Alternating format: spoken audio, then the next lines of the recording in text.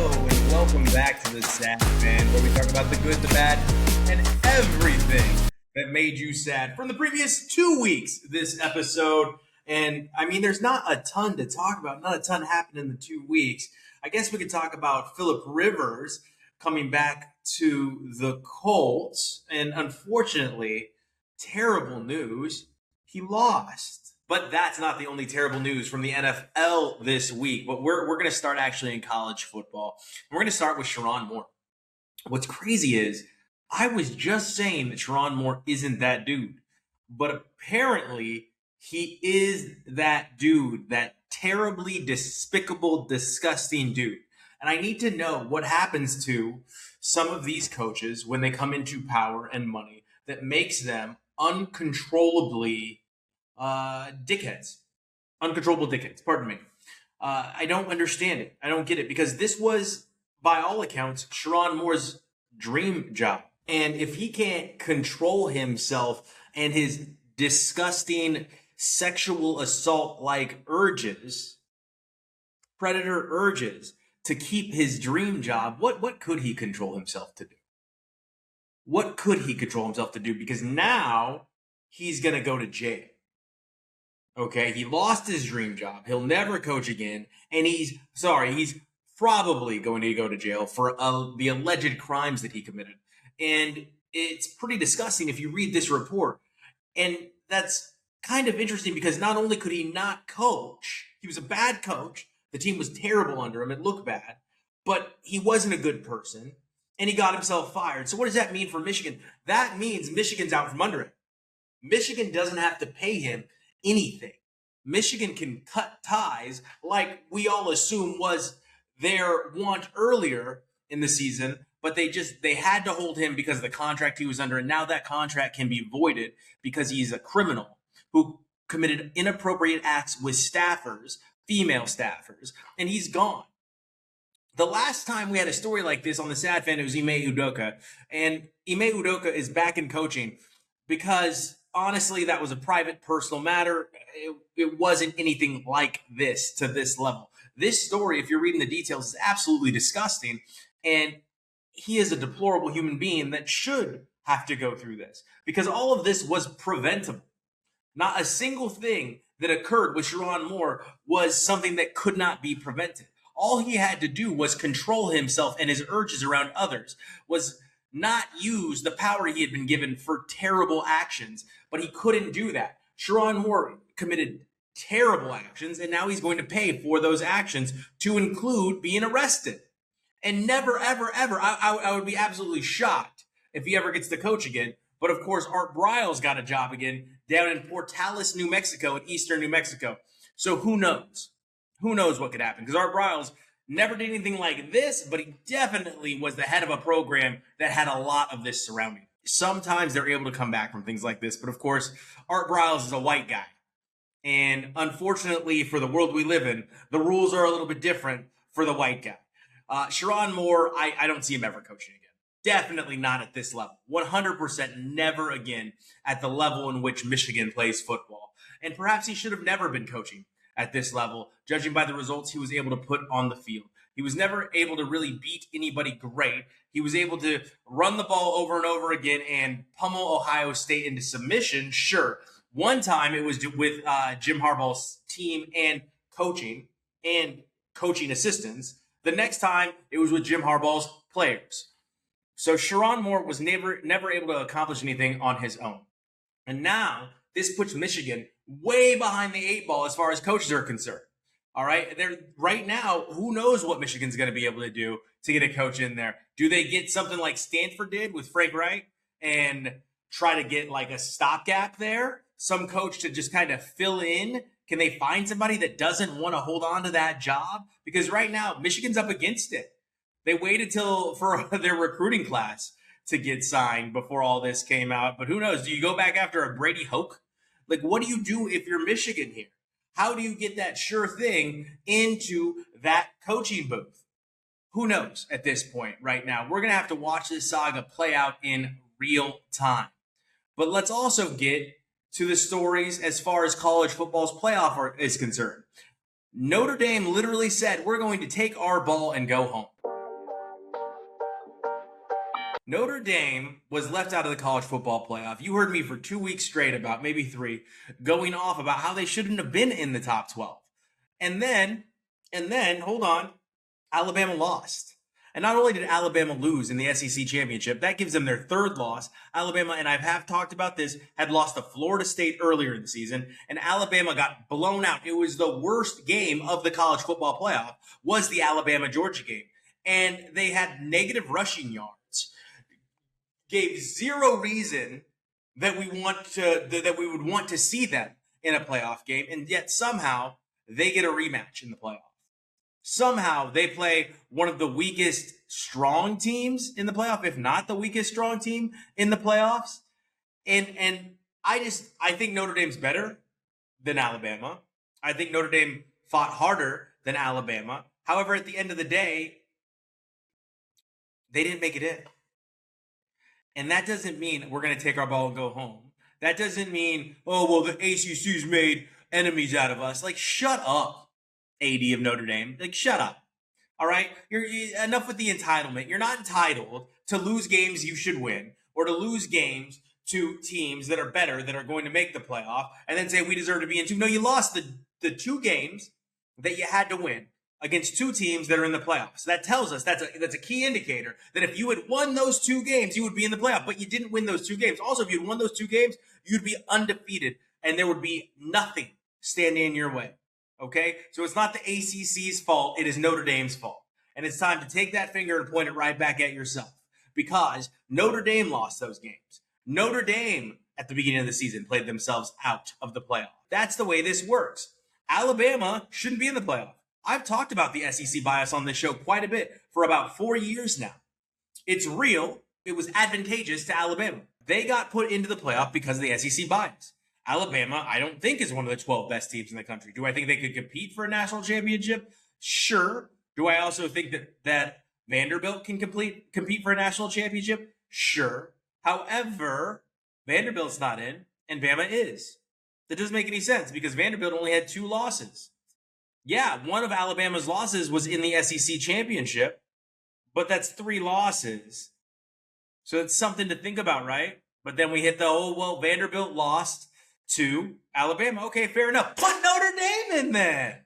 The only thing I was arguing over the last 2 weeks was that Notre Dame didn't belong in over Miami, because Miami beat them. Miami looked good. Miami dropped a couple games they should have won. Yeah, absolutely. However, you got Notre Dame in, and Miami showed that they were better than Notre Dame, so that means you've got to have Miami in over Notre Dame. Now, you heard me mention Vanderbilt here just a second ago. Why is Diego Pavia like this? I don't, like, it's going to get you nowhere. You're going to be undrafted. That sucks. Maybe not undrafted, but I was a fan of Diego Pavia the whole way through until his antics recently, and I'm not saying he should be like an altar boy. But what I am saying is, damn, have some professionalism. What are you doing out in these streets showing that you can't handle this? What are you doing showing that, hey, once the money of the NFL makes it to your doorstep, you're not going to know how to act? What are you doing? At least wait till after the draft to act a fool. But you couldn't do that. Where, unfortunately for you, your competition, Mendoza, has held himself at such a high standard, has operated with such a dignified presence in every situation he's been placed in. Of course he's going to come out looking better than you.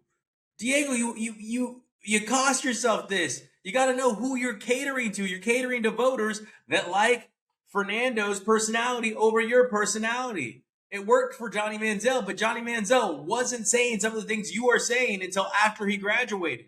I don't know that you have the clout to be able to pull this stuff off. So it sucks because I was rooting for you. But now I'm pretty happy they gave it to Mendoza in a year where there wasn't a ton of great Heisman candidates. And if you're wondering what they gave to him, it was the Heisman Trophy. There wasn't great candidates this year. There was nobody of note that you're like, that guy should win at all this year. There was no standout performances. Fernando won because this is Indiana's best team ever. This was Indiana's undefeated team. They beat Ohio State in the Big Ten championship, and they're the #1 seed in the college football playoffs. Old Man River. Phillip Rivers is back in the NFL, and he started his first game back after, 4 days of practice, which we're all talking about in this great light, but it's kind of a really negative mark on Riley Leonard, right? Like, this makes Riley Leonard look really, really bad because Riley Leonard has been the backup all season because the injury to Anthony Richardson happened towards the beginning of the season. So Riley Leonard has literally had an entire season to this point to learn the playbook, to learn the offense. Yeah, he wasn't taking starting team reps, but he's been around. Where Phillip Rivers walks in and in 4 days takes that job at what, 44 years old? And he almost pulled it off. They almost won a game that they had no business winning with Phillip Rivers at quarterback against Seattle. But they almost did. They almost pulled off an incomprehensible win because there's no reason why, honestly, at this stage, Indianapolis should have been competing. Only because they have all of these injuries, and Seattle looks like they are one of the best teams in the NFL. It doesn't make any sense for a team that brought Phillip Rivers in to play quarterback because they couldn't think, or that maybe there wasn't anyone else that could step in and do it to give Seattle a fighting chance, but they did it. So the Colts are still a really good team. They're not going to be able to put it together. They're going to miss the playoffs. The AFC is down this year, and it sucks for them because they had a really great thing going. They were a really great story at the start of this season and most of the season, but the NFL has a way of weeding out the pretenders, and the Colts, I guess, were a pretender. They looked for real for a minute. They looked for real. I came on after they tried to beat the Steelers, and I was like, this team, you can see the way they fight. This is a for real team, and they did fight. They fought against Seattle, but they're just not going to be a team that you're going to be able to trust anyway, I guess. And I was wrong. Without the quarterback, without the experience in pressing through situations like this, they crumbled. And the Colts now are finding themselves in a place where in a weak AFC, they can't make the playoffs. And that says something. Because, let's get to sad news, the Chiefs were eliminated. And I'm not a Chiefs fan. If you've been following this program for a long time, I'm a Raiders fan. Sad news. See, sad news, the Raiders. No, obviously, I'm talking about Patrick Mahomes. Now, say what you want about the Chiefs. Say what you want about Patrick Mahomes. But you can't say he's not a good quarterback, and you can't say he's not fun to watch. Patrick Mahomes is absolutely exciting. The Kansas City Chiefs are absolutely a great football team, except for this year. There is no arguing, and like I said in previous episodes, it could be fatigue. There's no arguing that they have been great all the way up until this year. I think it's the first time they haven't made the playoffs in like 11 years, and the Raiders still suck. So what does that tell you? And now Patrick Mahomes has a torn ACL. That's terrible. That is not great for the league. That's not great for the fans. If you're going to be the best, you should want to beat the best. And now Patrick Mahomes is going to miss maybe a whole year next year. So is this time for the Kansas City Chiefs to really start to retool that roster? When you're not going to have Patrick and you're not going to have expectations, is it time to see what you can work with? Is it time to see who you can bring in? Is it time to really get rid of Matt Nagy? Because honestly, he's terrible. But is it time to take a look and say, what can we do with this roster? What moves can we make? All right, yeah, we're a little bit more long in the tooth than other teams. What are our options here to salvage the team we have and to salvage the quarterback we have and continue to get back to that mountaintop? What can we do here? This is the time to do it. And then there's more sad news, and it's not just in Kansas City. Micah Parsons, on what I consider to be, now I know it's not statistically rated the best defense, but man, it's a scary defense in Green Bay, also tore his ACL.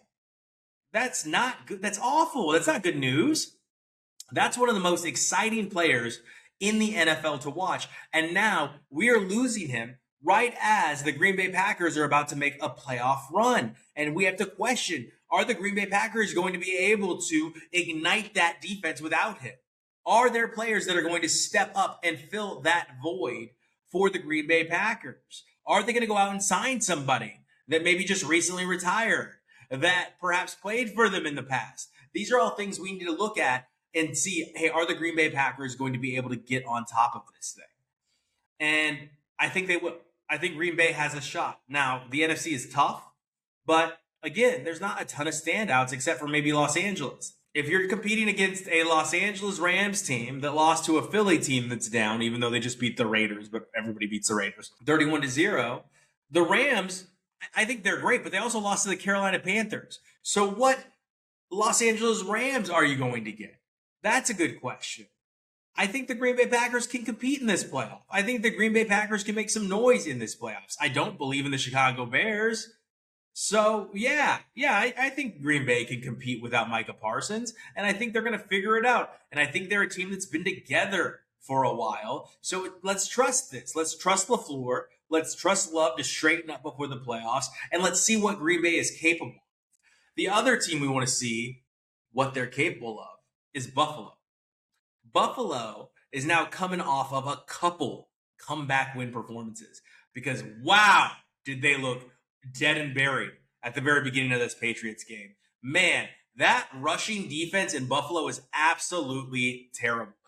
They've got it. Doug, you were a defensive coordinator, Doug. You've got you've got a Thor at quarterback. All you have to do is manage that defense, and man, the Patriots ran all over Buffalo.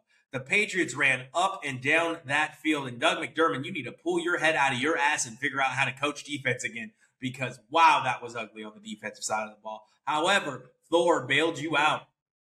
Okay? Dark-haired Thor managed. And congratulations to him and Haley Steinfeld on the news that they are going to be having a child.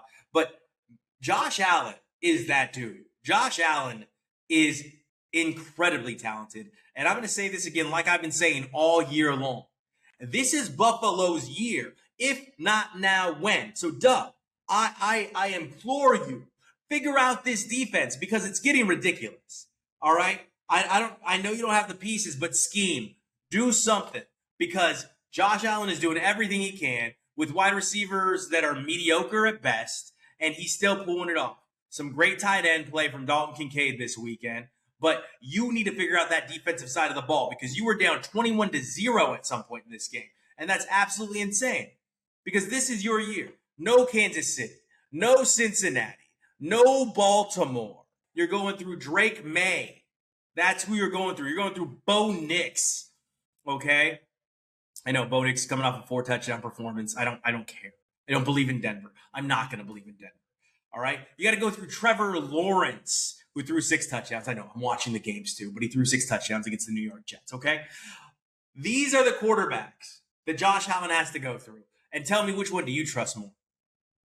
All right, you're going to go with C.J. Stroud, who just started to find his footing again, who just found his sea legs again? These are the teams. Now, Houston's defense is for real. Denver's defense is good, all right? But Houston's defense is terrifying. Outside of that, these are the teams you've got to beat. These are the teams you're looking at that are standing in your way. Oh, and Pittsburgh. Old-ass Pittsburgh. I think that the Buffalo Bills have no excuses if they can't get it done this year. If Buffalo can't get it done this year, I'm done with McDermott. Done with it. Because there's no immovable object. You just need to be the unstoppable force. If you could just be the unstoppable force, you should make it to the Super Bowl this year. And then you'll play the immovable object in the Los Angeles Rams. But right now, Buffalo, turn yourself into the unstoppable force. Get through this AFC because this is your year to do it. There can be no concessions. This is it. Now let's end with a little bit of basketball. Giannis Antetokounmpo has stated that he wants to go play for the New York Knicks. However, the New York Knicks have no trade pieces to make this happen. So Giannis, can I introduce you to a little team in the Bay Area called the Golden State Warriors? Can I lure you over to the Golden State Warriors? Can I distract you with the stunning play of Steph Curry? Can I interest you in a wide open, free-flowing offense? Something filled with ball movement. How about that? And Giannis, can I interest you in a team that in the time that you've won 1 championship has won 4? Come down to Golden State, come to the Bay Area, learn about Silicon Valley, invest your money well in tech, and win a championship with the Golden State Warriors.